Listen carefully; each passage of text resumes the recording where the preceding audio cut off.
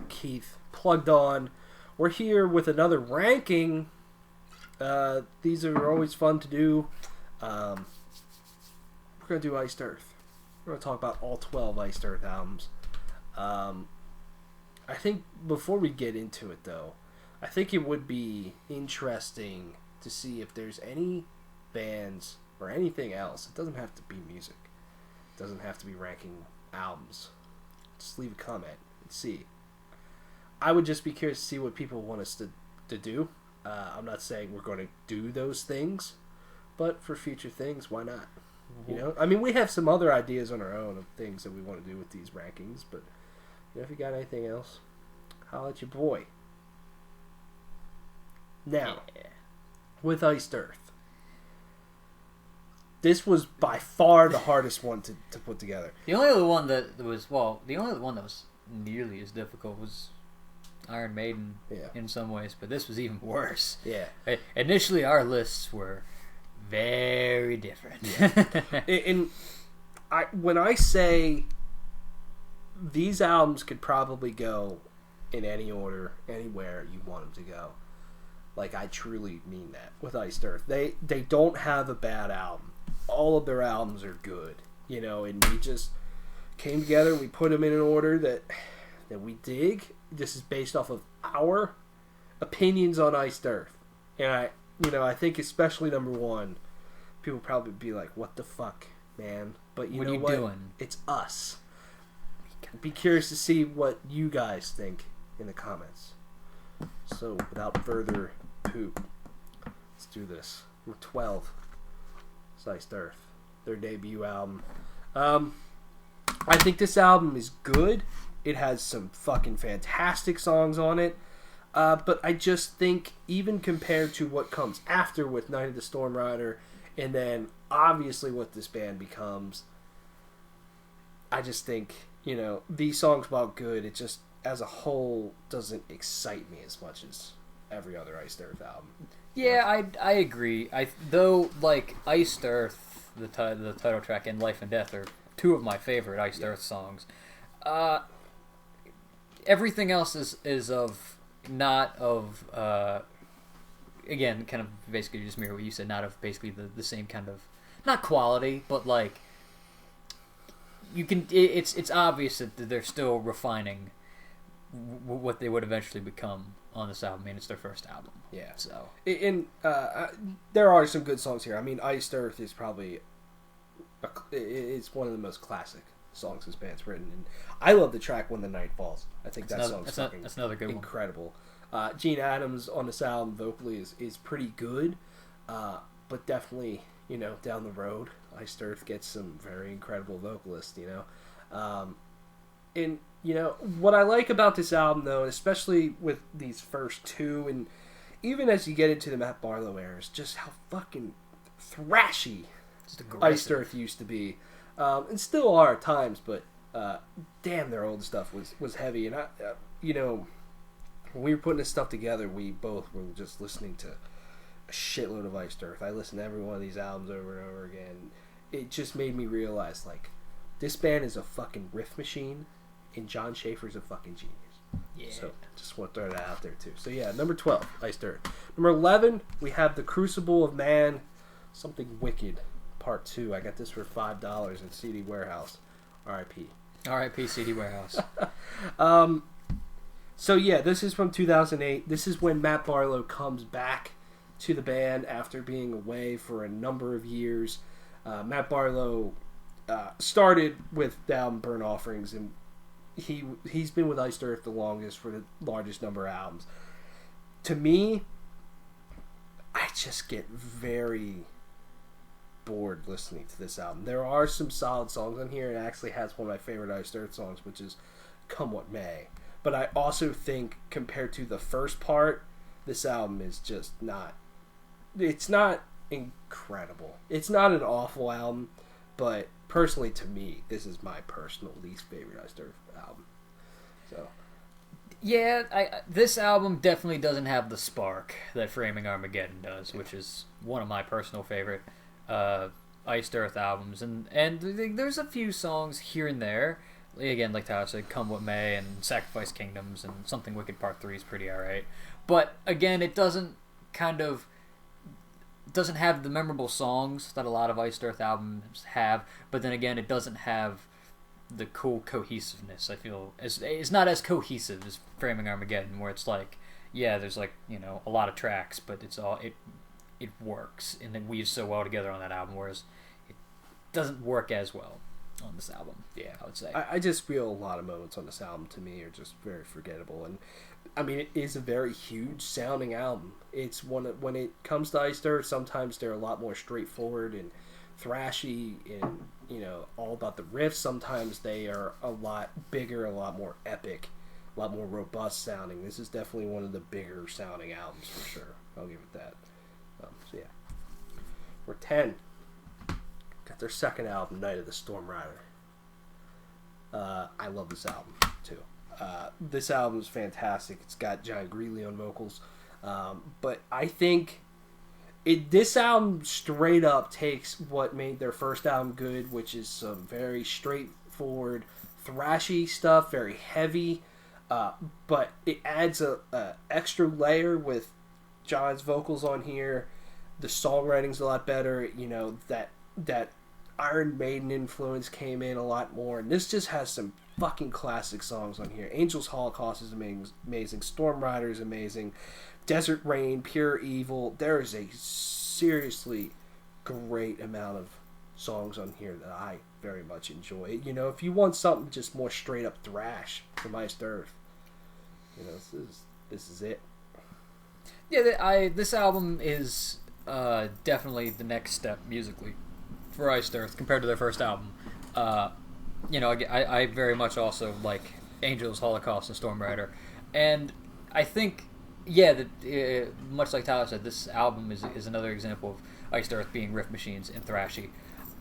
I personally think I personally like their first album a little bit better, mostly because I think where even though I think the songwriting's better on this album, I feel like when that album hits, it hits a little bit better. Like I said, I mean, Life and Death and Iced Earth are two of my favorite songs. But yeah, this is definitely the next step in the natural progression, especially when you consider what comes within the next couple albums after this. It's nice. It is going to that place where Iced Earth gets really good from here. So it's still them learning a bit, I'd say, with this album, but it's definitely a good bit better than the first one. I have to say, from here on out, this is where it just got very, very hard with this stuff together. These albums are not bad. I don't want to... You don't sound like that. Sound like that. Like, I don't think Iced Earth has a bad album. It's just that some are more memorable than others. Definitely. Number 9, we have Dystopia. It's the first album with Stu Block from, I think, 2011 this was? Yeah. I fucking dig the shit out of this album. I love that you had the Crucible of Man with Matt Barlow, their previous album at the time. You know, such a huge album. And they come back with this, with a new vocalist, and it is so straightforward. It is so just to the point, in your face the whole time. I love that shift there. And this, to me, is probably almost as close as you get to, like, older Iced Earth in terms of just straightforward riff fest goodness. But there's some really fantastic big sounding courses on here. Dystopia is fucking awesome. Anthem's incredible.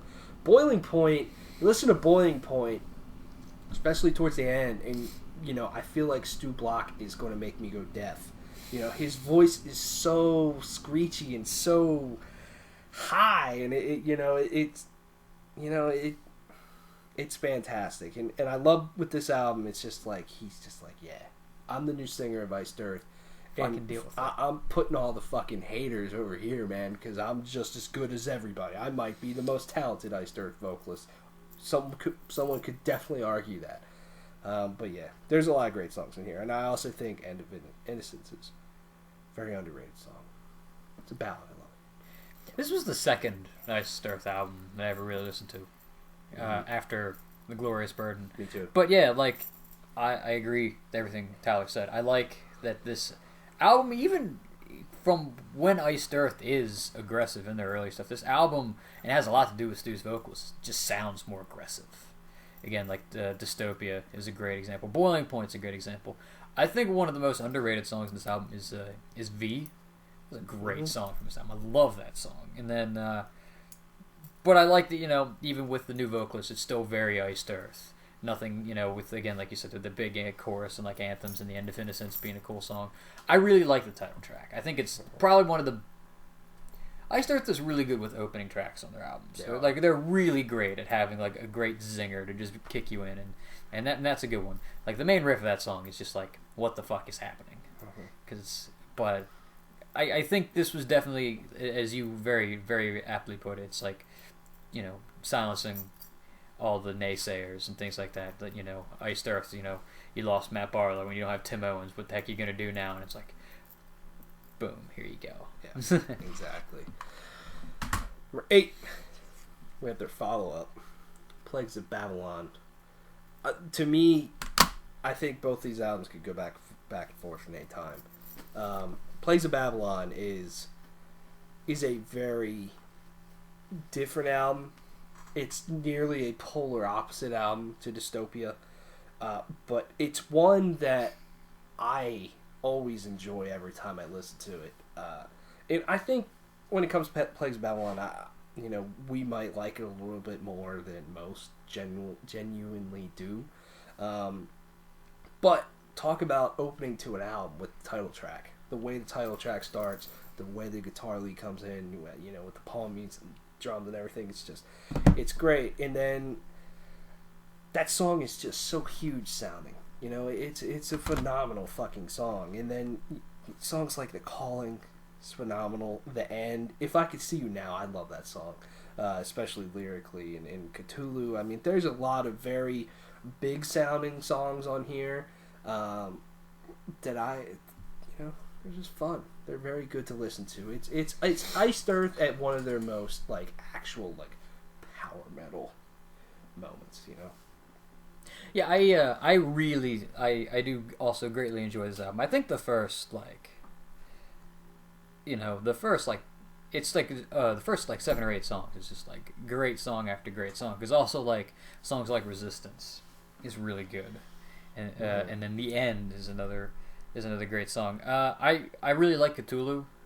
I just like, you know, the riffs, and just it's like one of my favorite choruses from like the whole album. It's one of my favorite Iced Earth choruses like ever. Among the Living Dead's a good one. Democide is cool, and I like, and I've every time we've talked about this song, I like to just mention it because I feel like even more so than just about anything else, the title track is a great example of a song that just fucking goes, but it's not like to the point like, say, Dante's Inferno, where it's like it gets a bit daunting. Maybe this is like here, it's like 6-7 minutes, and it's just gonna go, and it flows so naturally. It's not like it doesn't seem at any point like, geez, you know, this is like going on for a while, which I like. It's like very contained, despite how big this album is. It's still very contained compared to a lot of other power metal stuff that's around. Mm-hmm. So, yeah. Number 7, Burnt Offerings. You know, a lot of people consider Burnt Offerings to be one of the better Iced Earth albums, and I'm not going to disagree with you. To me, I like this album a lot, but it's a good album made way better by Dante's Inferno. And I think if you remove Dante's Inferno, personally, like, I still would probably put it above their debut or Night of the Storm Rider, potentially. But I do think it's not talked about as much to me. Dante's Inferno is such a fucking masterpiece of a song that it just takes it to a whole nother level. And you talk about a band, you know, this is their first album where they got Matt Barlow. They got someone that was steady with them for a number of albums that really grew with them. You talk about a shift from Night of the Storm Rider, which started to get a little, you know, was a lot bigger than their first album, but just to completely shift to something like Burnt Offerings, you know, with even like the title track, and you know, that's fucking awesome that they changed that much and put that off. You know, it's a really cool album. Yeah, because I think they're even, like, I very much agree with what Tyler said, that there's kind of, like, this pretty good album, and then Dante's Inferno, which is, like, you know, a 15-minute masterpiece of a song. And yeah, there are other really good songs in this album. Like, I mean, Burnt Offerings is a good song. Burning Oasis is another cool song that I remember, and Brainwashed, or other songs that I really like. It's just that, I mean, not to say, because again, I do feel like this album would be, you know, still pretty good. It's just like, in all honesty, Dante's Inferno just kind of eclipses everything else. Yeah. That it's in some ways, Dante's Inferno is what makes the album, but then in other ways, Dante's Inferno also makes everything else on the album seem so insignificant in some ways. So it's like, maybe, who knows, maybe, you know, if that song wasn't here, maybe, like, my opinion of everything else would be a little bit better. Because, you know, because self-contained, because now it's like, I have this, again, as you put it, a masterpiece to compare it to, and, like, despite how good the rest of the songs are, I mean, they're going to fall short in a lot of ways. But still, yeah, it's a fairly enjoyable album. Yeah. I mean, even though I enjoy the album a lot, it's just literally every time I read or hear anyone talk about Burnt Offerings, my mind instantly goes to Dante's Inferno. Yeah. Because that's such a standout song from that album. So, yeah. 6, we have their new album, Incorruptible. I think this album just fucking jams. And it is definitely, in my opinion, the best album with Stu Block. It takes Dystopia, which is this straightforward, you know, metal goodness. It takes the epicness of Plagues of Babylon and puts them together in an incredibly good way. And there's some fucking very awesome riffs. Like, I was just listening to Defiance today. What a fucking awesome song. And I love that chorus as well, but that song is heavy. And then you have Seven-Headed Whore, which is a fucking weird song for Iced Earth, but so in your face. And Stu Block's vocals during that song is like, I don't know how a human being does this stuff, but dude, you're killing it. But then, you know, it has some just, you know, potentially 2 of the best songs that these guys have written with Black Flag and Raven Wing.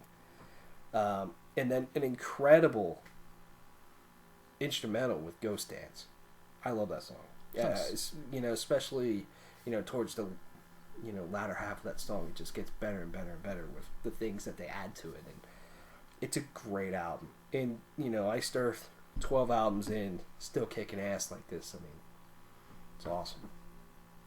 Yeah, I think that this is, again, definitely the best album with Stu Block, because it captures everything. You know, Defiance is a great fucking, like, aggressive song. Seven-Headed Whore is a bit more towards the thrashy style of, like, earlier Iced Earth, and then they also hit the more traditional-esque power metal stuff with, like, Black Flag and Raven Wing.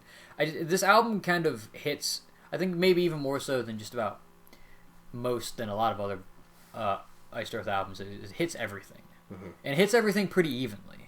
Like, even like within some of the songs, like Black Flag gets, like, has a little bit of thrashy sometimes, like, and it has like the galloping guitar styles, and they're not afraid to do a little bit of different things. Like, you know, Ghost Dance, there's like kind of vocals, but it's like it's part of the instrumentation and not singing, which is really cool.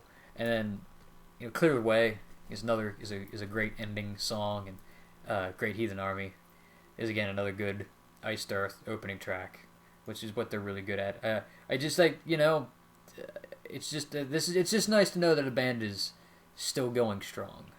Again, even 12 albums in, it's like, you know, you don't have to worry about, oh man, these guys are getting old. You know, they're gonna start going down to quality. No. Yeah, and it's just so cool with, you know, with Stu Block to just literally, you know, in his run so far with Iced Earth, they just get 3 totally distinct albums, but still very Iced Earth, you know? Yeah. Alright, man. Now some heavy hitters. For 5, we have the Dark Saga, which I purchased for $8. I think I got this at FYE though. I wish RIP.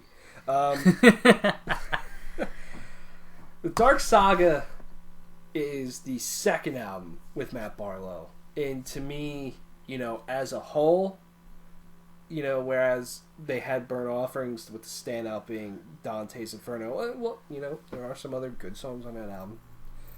To me, this album as a whole is just fucking killer, and it's just filled with riffs, filled with some incredible moments. And to me, Matt Barlow just really on this album becomes more of his own type of thing. I love the title track. I Died For You is one of my favorite songs. I love the lyrics to that song. I love the chorus to that song. Then you have The Hunter, which is just such an in-your-face song. And then one of my favorite tracks, which almost made our top 10 Iced Earth songs, is A Question of Heaven. I think that song is such a beautiful song, especially vocally. The added vocals during that song too just make it such a beautiful thing. But I love that this album does feel dark. It does have a darker atmosphere than most of their albums, and it's I start just continually, as they're progressing through their career, getting better and better, in my opinion. Yeah, this is one of the albums that I was least familiar with going into this, and then after listening to it a bunch of times, I was like, I get it, because like we originally made our list, you had this super high up, and I didn't have it super high up, and then we're like, all right, fine, I'll listen to this more because apparently I'm missing something, and I kind of found out what it did. There's like a lot of the it factor on this album, I Died For You is another one of my favorite Iced Earth choruses. I just like the way that that's all set up, and I like the dynamic of that song. The title track's a great song. I like The Depths of Hell. Yeah, gets like heavy in a little bit, and like during the chorus and stuff like that. Vengeance is another song that I distinctly like a lot, because that's a little bit more of the in-your-face songs, and I also do very much like A Question of Heaven. It's the big song from this album, not like most popular, but I mean like the bigger-esque song. And so I think that, again, especially when you compare it to Burnt Offerings, this is a better, much more well-put-together album in a lot of ways. Just because, again, there's more distinct tracks, which is nice. It's nice having, more than one song reason to go back to an album. Mm-hmm. Every time I get I Died For You stuck in my head, it's always this, like, I forget which chorus it is, but right after they say you're always so far away, and Matt Barlow just goes, yeah.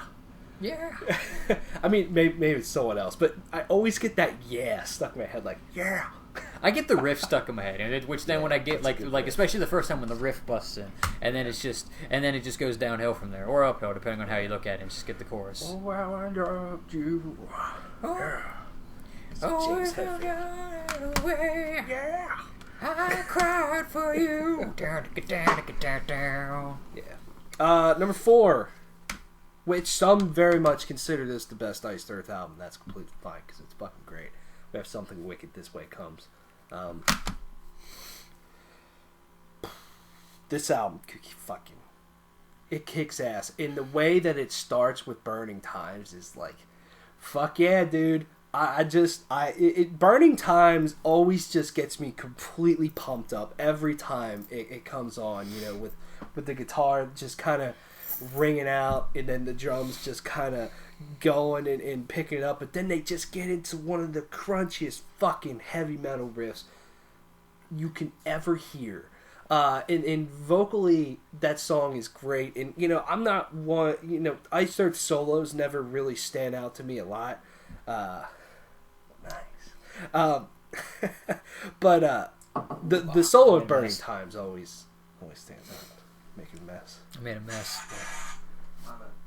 Luke's watching porn. No, it's kind of Galactic Empire vibe. Yeah, well, that's already. I'm sure you're not watching one of those like sex clubs. That was just going on in the background. Some Galactic Empire. It's like, I don't know. I know. I got you. He knows what I'm talking about. Not that I've ever been to any one of these establishments. But... We'll talk later. Iced Earth now, sex clubs later. Yeah. But that song's phenomenal. And then, I think it has two absolutely classic songs on here with Melancholy, Holy Martyr, and obviously Watching Over Me. Watching Over Me is one of the most feel-good songs fucking I've ever heard. It just fills you with good vibes. And the lyrics to that song is just beautiful.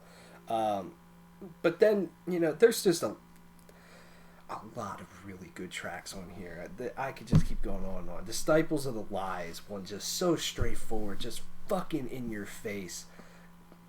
Riff fest. I love it. For sure. Yeah, I had this album. I had this album pretty high up on my list too. I think it was number 2 or 3. I don't remember. It's been a little while since we made that list. But yeah, everything Tyler said. I mean, Watching Over Me was like really high up on my favorite songs list. And again, Burning Times, another great intro track. And I think one of the things I like most about this album is something that I like that Iced Earth does a lot on a lot of their albums, which is I like the Something Wicked trilogy at the end of the album. Yeah. I love stuff like that.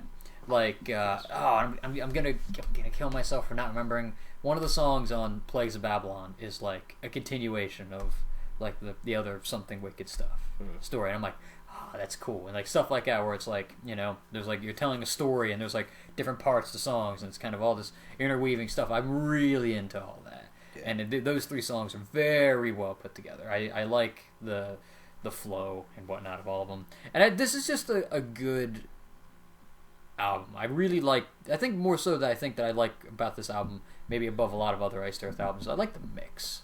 Because like when it's like soft, in the clean parts, it feels good. And then when Watching Over Me is a perfect example of this. And then when the fucking chorus busts in, it's just like boom, it hits you surprisingly hard for a power metal album.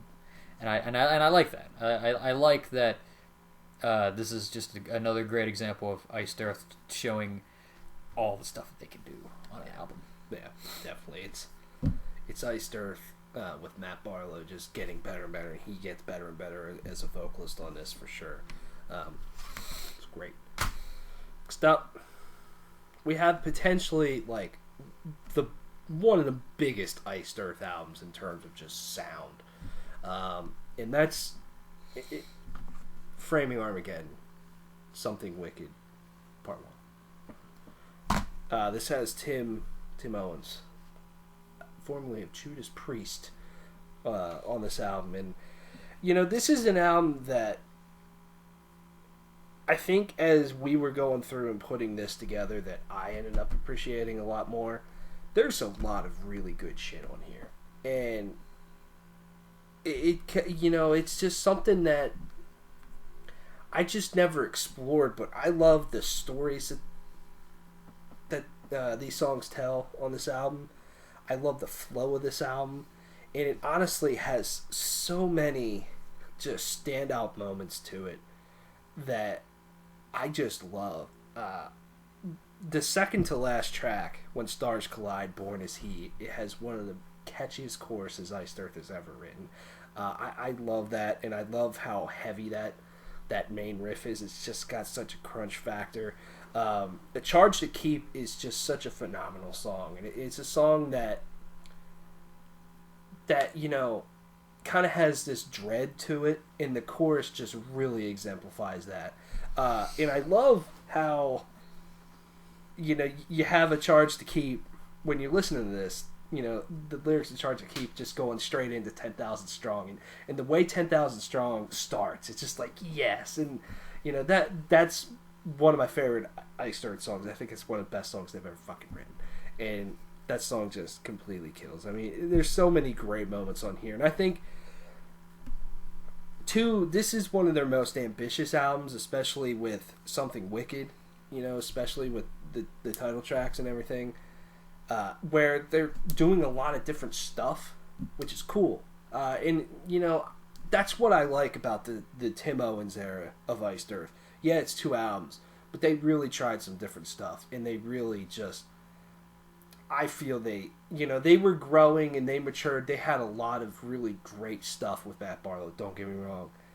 But I feel they really just fucking took some stuff in their songwriting capabilities to another level with the Timo and stuff, personally. And this is a great example of that, of some of these tracks, man. It's like, I had this, like, number 1 or number 2. I really dig this album. I'm a sucker for concept albums and albums of the kind where they tell stories and songs are... It's not just about the songs. It's about everything going together, which, again, is really nice. I mean, you mentioned how A Charge to Keep goes into the next song, which goes into 10,000 Strong. Like that's, like, stuff that I really like, how it's not just here are these individual songs. It's here's how we're building a full-on, 50-plus minute masterpiece. I forget how long this album is, but like it is a fucking long album, and there's a lot of tracks on this album. Yeah. I really like. Well, specifically, I mean, the best one is Something Wicked Part 1. That I love that chorus in that song. I just love how it's big, but it's not as overtly big as a lot of Iced Earth songs are. Like, they make it feel big without doing the whole having fucking 100 voices singing at the same time thing. At least for, like, the first couple ones. Other songs that I really like, I also like the Part 2, Framing Armageddon, the other title track is a fun song. Retribution Through the Ages is another track that I really like. And I also... I mean, it's a short little thing, but I think it works very well, especially in conjuncture. I like the bookends of the album. I like the overture, it's like the intro into Something Wicked, and I do like The Awakening. I think The Awakening is one of the more underrated songs from this album.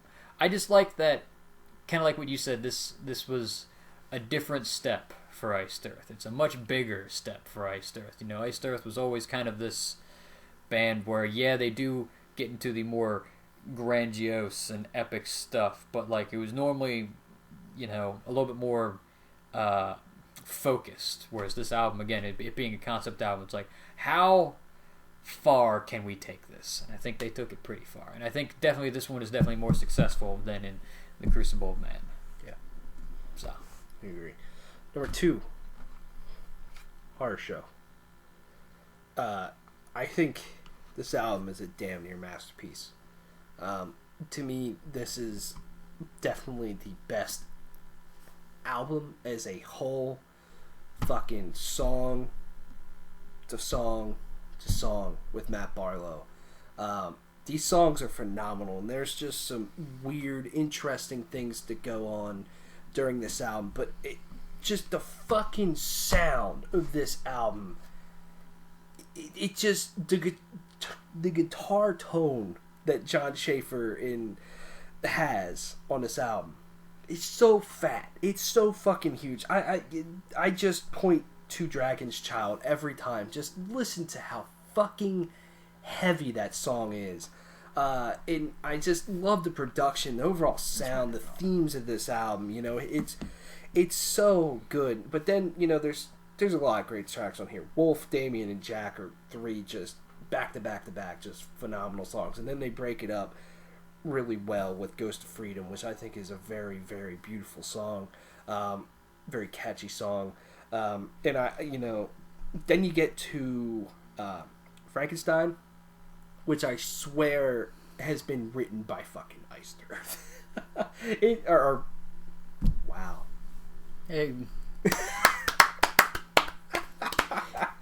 I swear it's been written by Iron Maiden. It sounds like straight up an Iron Maiden song. Of course, it's an Iced Earth song, but yeah. And then ending with the Phantom Opera Ghost is another great track, and I just think Matt Barlow sounds so fucking good on this album.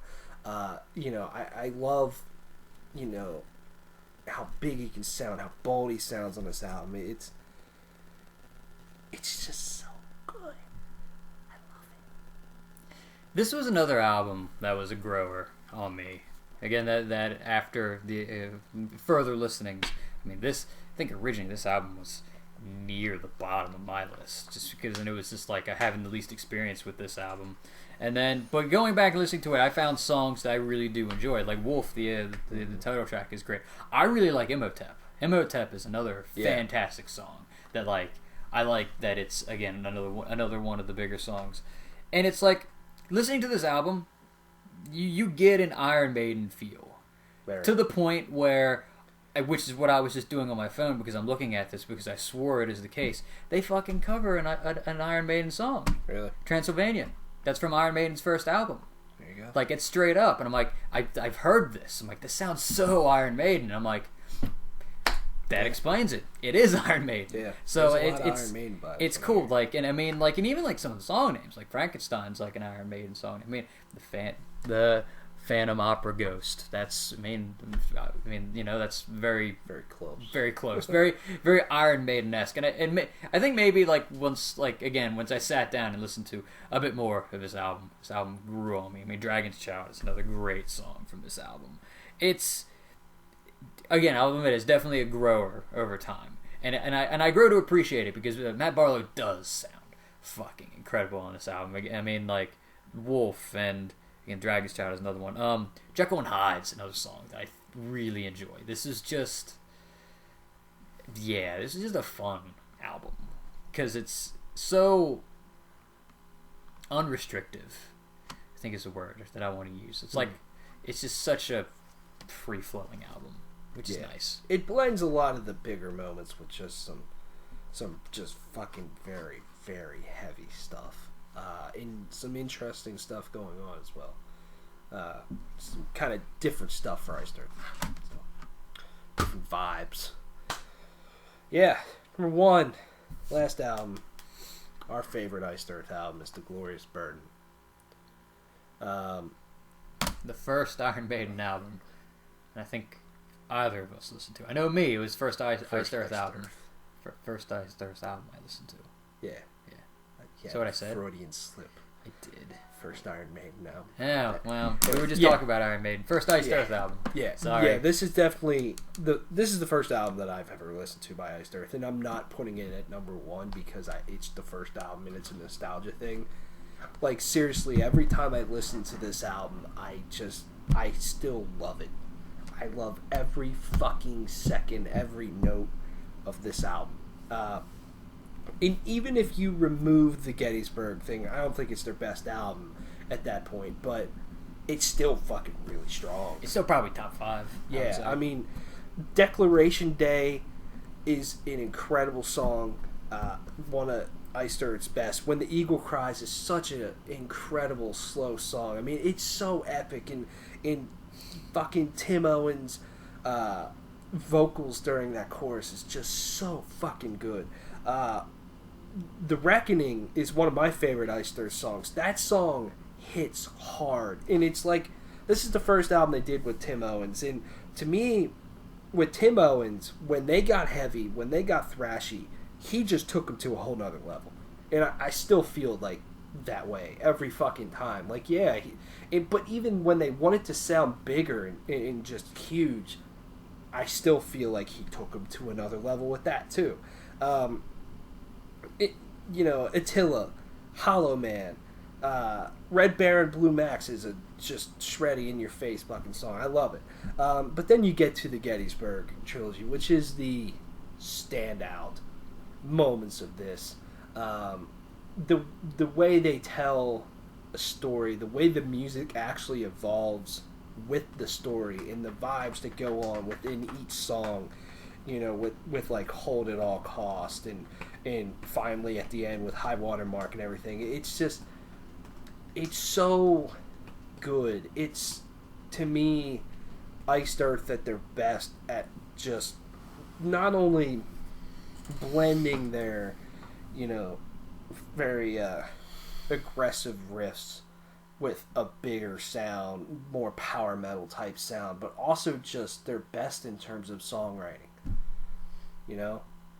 With the Gettysburg trilogy just to me being the peak. I love this fucking album, man.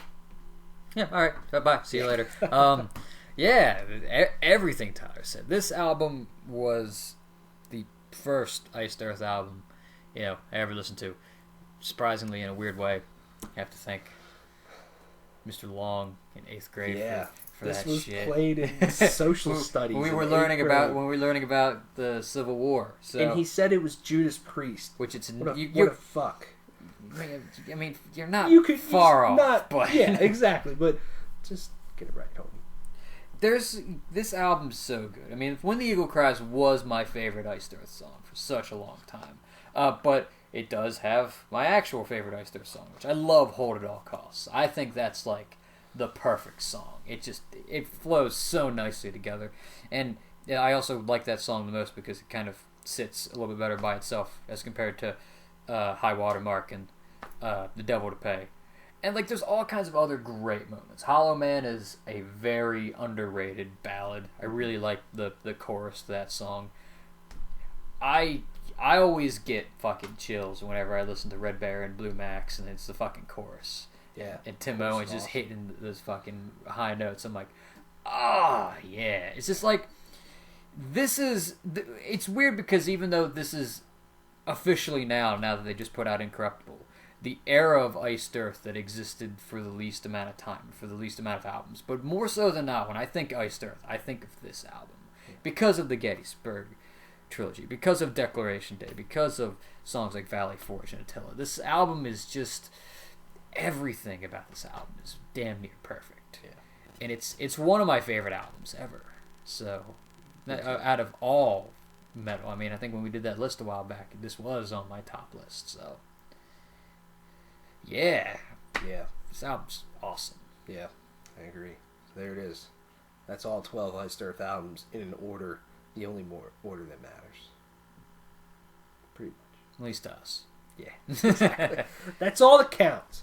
But we would love to hear where you would put all these albums. Be very interesting, because I assume the opinions are going to be a bit different for some of these. Yeah. And you know what? That's awesome. Love Iced Earth. Iced Earth just makes me happy. They make me just incredibly happy to love metal because they're just so good at doing metal. One of very few bands that just about never gets skipped if they come on and I'm listening to stuff. It's like, yep, all right, doing it. Let's do it. Yeah, exactly. Yeah, thanks for watching. See you later.